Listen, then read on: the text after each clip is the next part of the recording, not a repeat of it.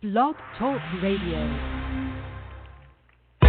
Hello, and welcome to Work Trends with Meghan M. Biro. Whether you're here to network, learn, or share, we want you to have fun. During this live broadcast and Twitter chat, we'll discuss the future of work with smart and entertaining guests who value today's business and its impact on the world of work for the future.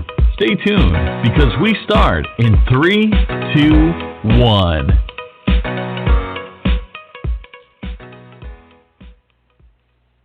Good afternoon. I want to welcome you to another informative Talent Culture Work Trends live podcast and Twitter chat. I'm over here at the home office in Cambridge today, and I've got a really cool guest with me today, and he happens to actually be in my neighborhood. So we were just chatting about actually getting coffee and, seeing each other in person. Can you imagine? I want to give a thank you and a shout-out to my friends, my sponsors, my community members, all of you who make all this possible for this event to go live every week. This week's show is going to the dogs, everybody. Literally, we're talking dogs in the workplace. Here's some interesting factoids for everybody. And by the way, Work Trends, utilize that hashtag. Say hello. We'd love to hear from you today. And uncover this topic with us. I think it's a really interesting one, and it's one, actually, believe it or not, I've never covered. So according to researchers at the Virginia Commonwealth University School of Business, it was discovered that pets in the workplace actually create a buffer between stressful situations. They boost employee morale and increase productivity. This speaks fathoms, I think, about the value pets bring not only to our personal lives, but our professional ones as well. So welcome to Gordie Spater. He's the co-founder and CEO of Kurgo. They're the leading dog travel product company, and they were founded in 2003. Kurgo's products are available in over 90% of pet retailers and include everything from crash-tested dog car harnesses, by the way, seat covers, dog backpacks. I can't talk right now. I think I need more coffee. And hiking boots. Okay, so we need to unfold this more. This is too interesting. Kurgo is a 7-time honoree of the Inc. 5000 list of the fastest-growing companies in the U.S.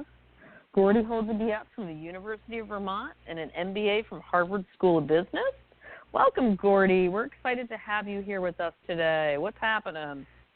Well, thank you so much for having me. I'm excited to talk with you. And, of course, I'm always happy to talk about Kurgo and everything we do here. So it's awesome to have a chance to spend a little time with you.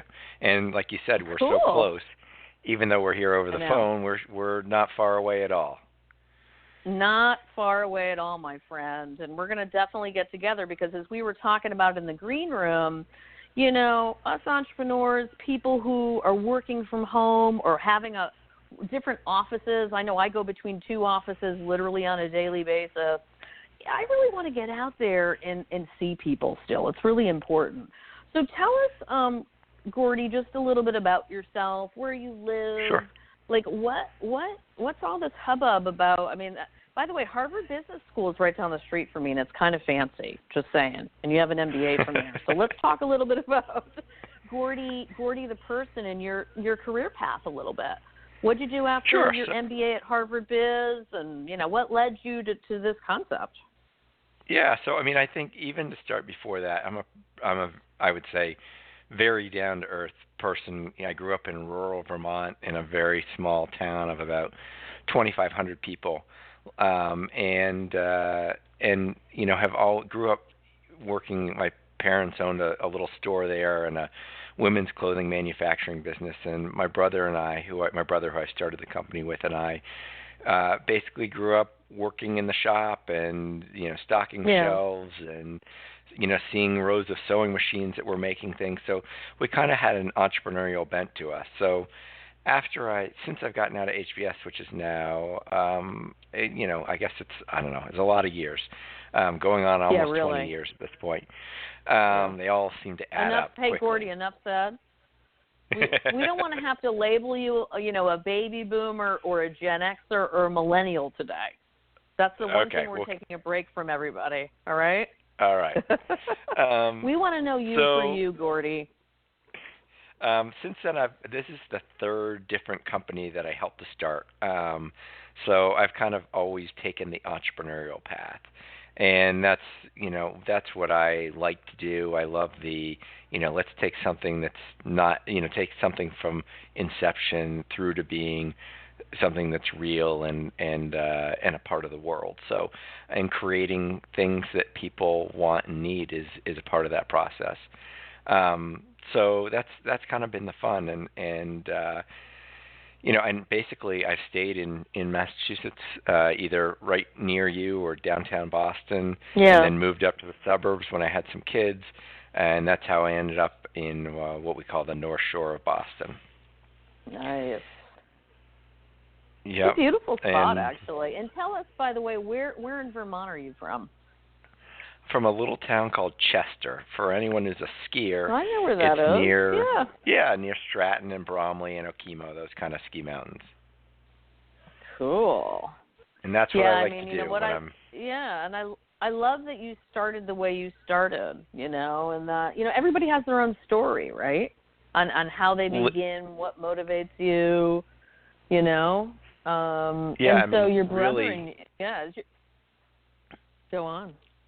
I was just going to say, literally out of a basement. So he was at the Pratt Institute down in Brooklyn. He's an industrial designer.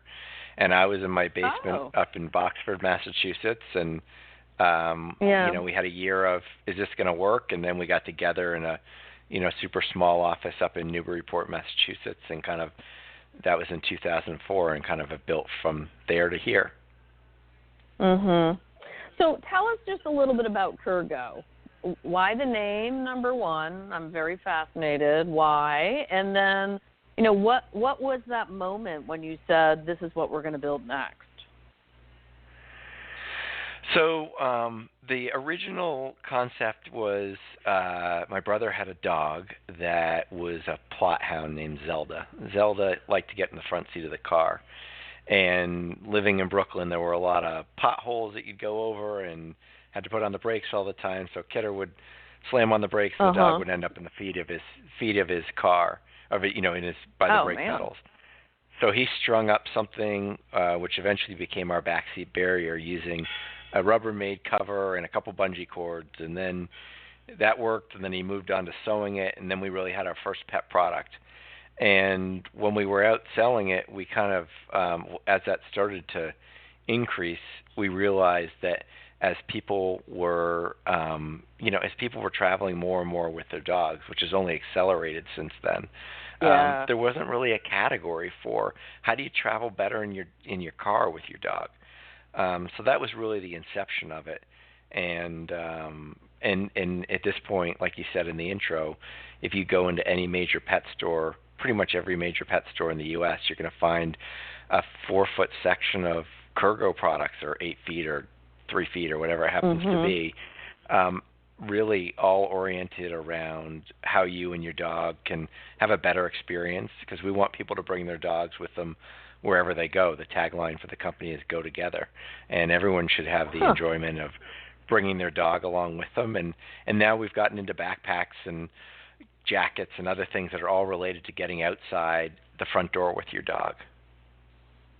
I like that concept, and I like that you're very specific on your niche, right?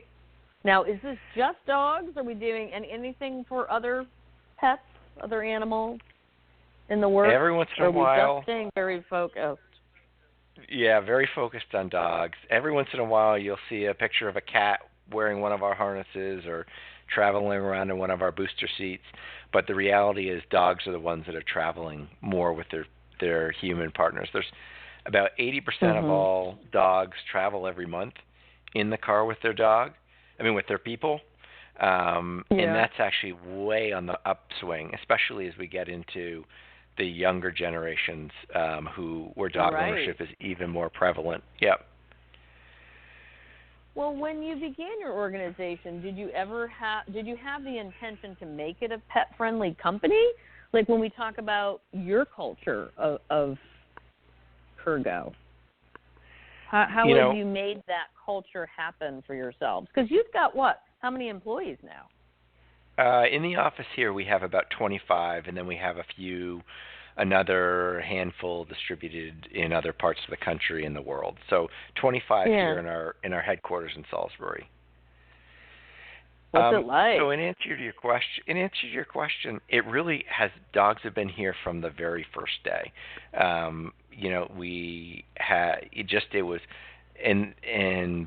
It's just always been a part of the company. It wasn't really something that we ever discussed. It just kind of was the way it was.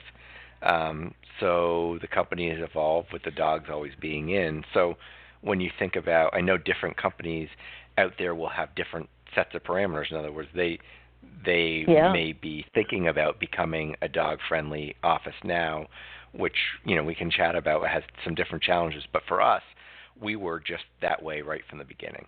So we have grown with that as as kind of part of the company.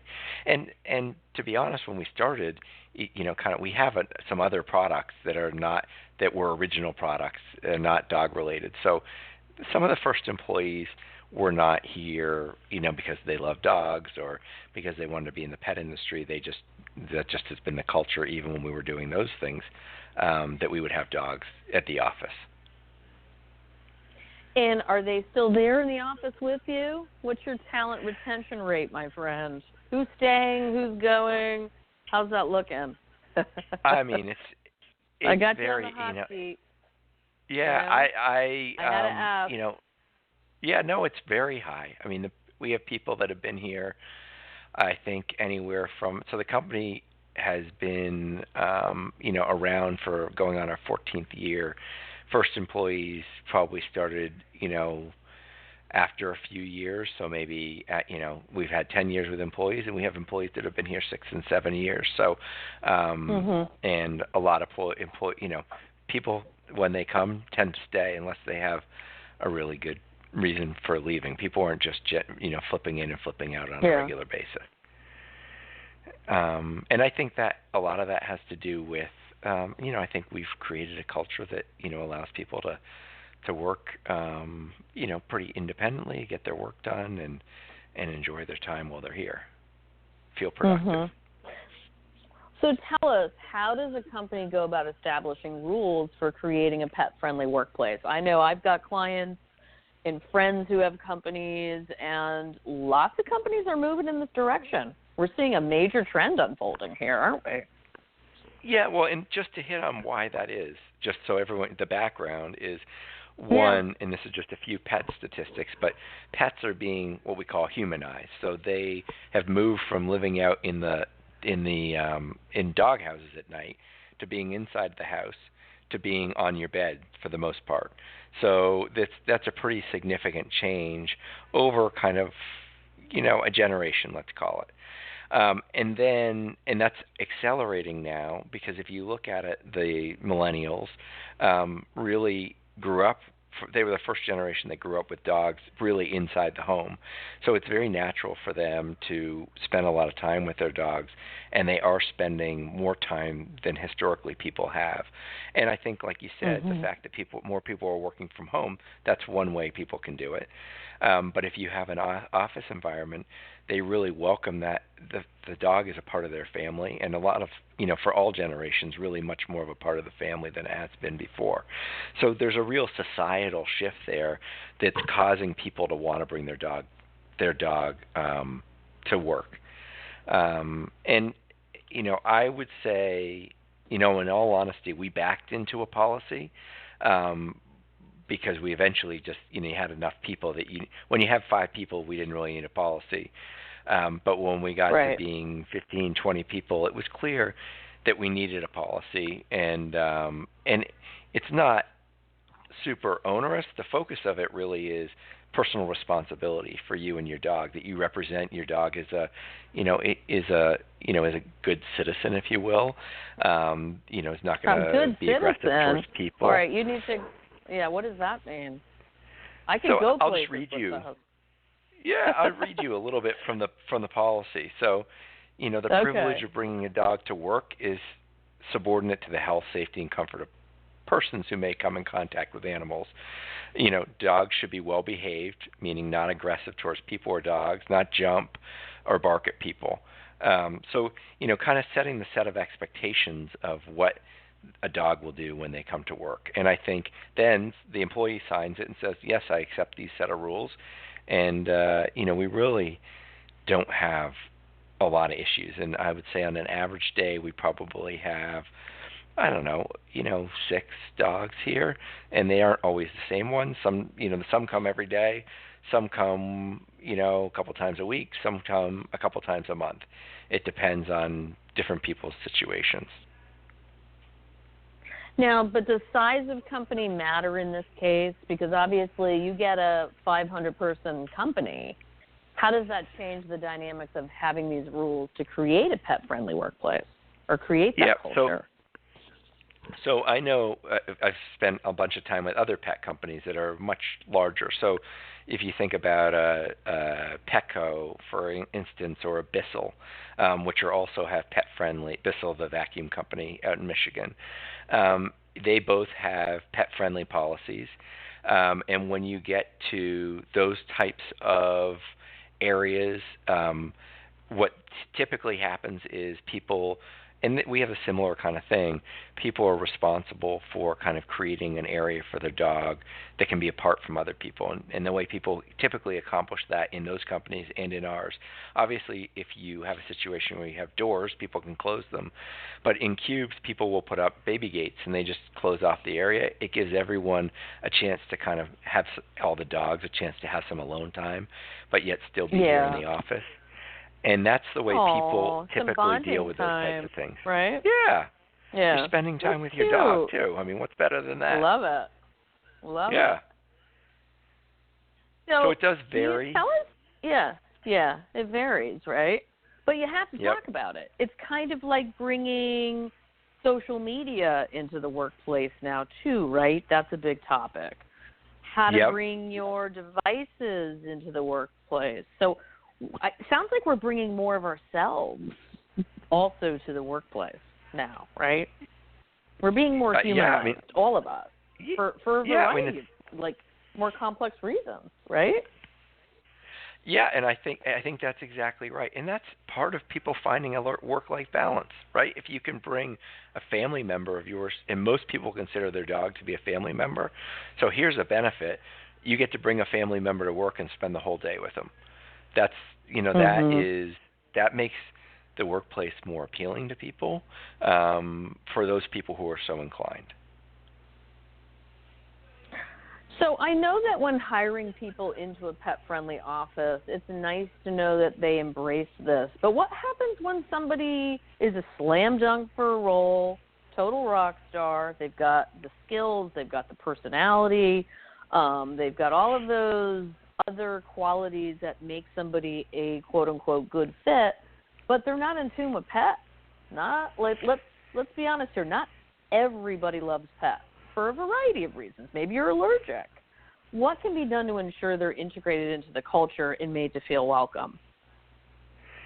So, I mean, we have a little bit of a leg up here, right? Because we are a dog company. So if someone's interested, they already know that we're interested in dogs here. So, but if I think about the economy more broadly, or other companies more broadly, I think one thing is that it's important, like I was saying, to have kind of private places for everyone. Like I was saying, a cube that can be closed off, or doors. I have heard of a few companies that have kind of created, maybe an area of the business or the office that doesn't have any dogs in it. I think those are few and far between, but that's a tack that some people are trying. I think that, even when I look around this office or other offices that I've been to, there are some people that, that aren't into the dogs. They just don't spend a lot of time interacting with the dogs. Because if you have dogs that are, that are these good citizens, they aren't going around and bothering people all the time or running all over the place. Right. So, people have different inclinations towards the dogs. I will point out, though, again, not to get too much into the generation thing, but millennials are approaching 70% of them owning a dog. So as you get into that group, Wow. yeah, there may be a few people that don't like dogs, but the majority of them own a dog. The vast majority of them own a dog. That's incredible. You know, And if you really if think you're, of it. yeah, it really is. It's really amazing. So I think I know the answer to this question, but I'm going to ask it anyways. Do you consider a pet-friendly workplace a perk or a cultural decision that falls in line with company values? What's your take on that? I mean, I think it has components of both. I think that in terms of kind of the perk part, I would look at it and say, it's like I was talking about before, it's a member of your family. You get to bring the dog to work. Another kind of somewhere in the middle there is you don't have to rush out at 5:01 to get home to let your dog out because they've been with you all day. You get to go out and walk. Now that during the day to take your dog out, which is a little bit of both, right? It's a benefit because you get a little time outside, and it's a culture thing because it encourages people to go out and walk together and spend some time together that's not just focused on work. Do you guys do that actually? Just so yeah. we can get a picture? Like, is that actually happening at Kurgo? I'm like picturing like 10 of you out there with a tribe of dogs walking around. Like people are like, that's the Kurgo team. That happens, doesn't it? Yeah, you'll get 3, 4, 5 people that all go walking together with a couple dogs, and all throughout the year. And we're here in Massachusetts, so it's all different kinds of weather. And think about that. We all know the health benefits of getting up out of your desk and going outside, and we're all about getting outside with your dog. So it's it's a real fit with the culture there as well, and that definitely happens.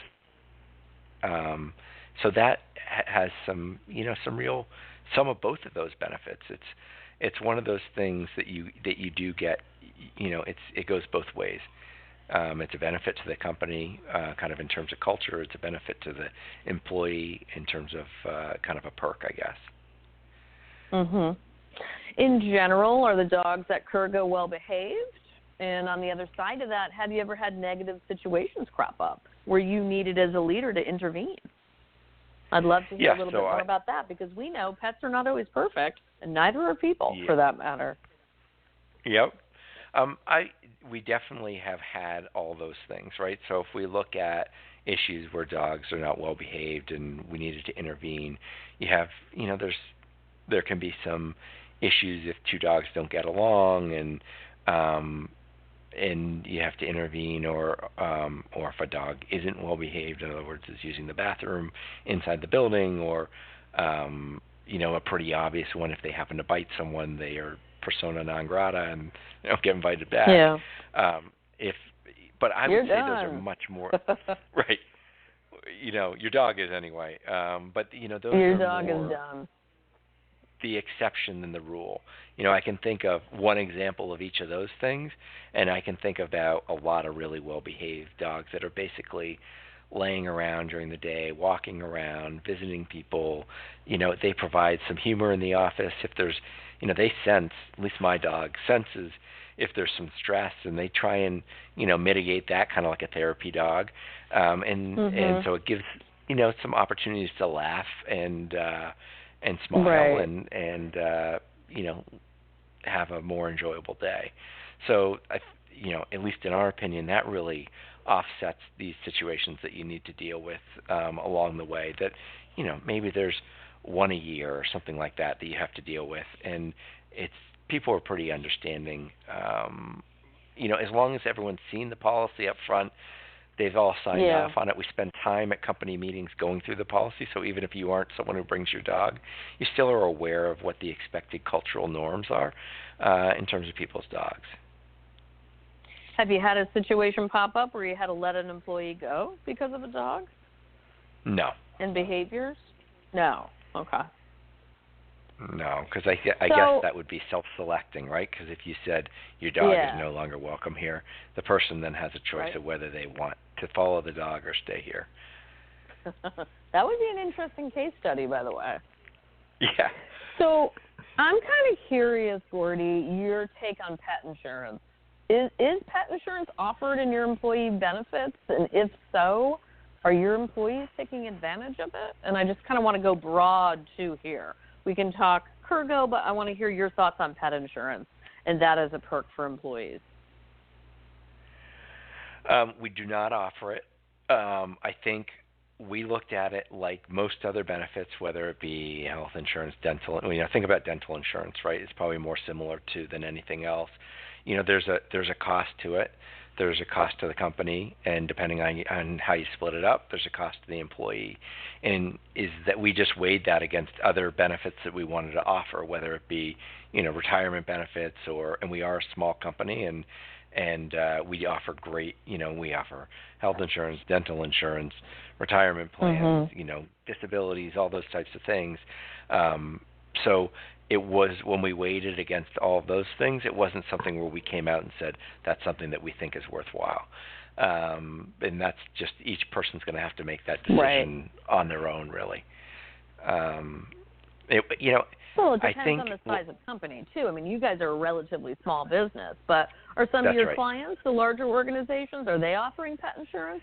Is that a trend you're seeing? Talk to us just a little bit about that. Yeah, I don't really know the answer to that question.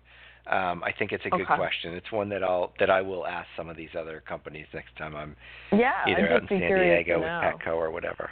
Yeah, I think it's a good question. I know that in general, pet insurance is growing.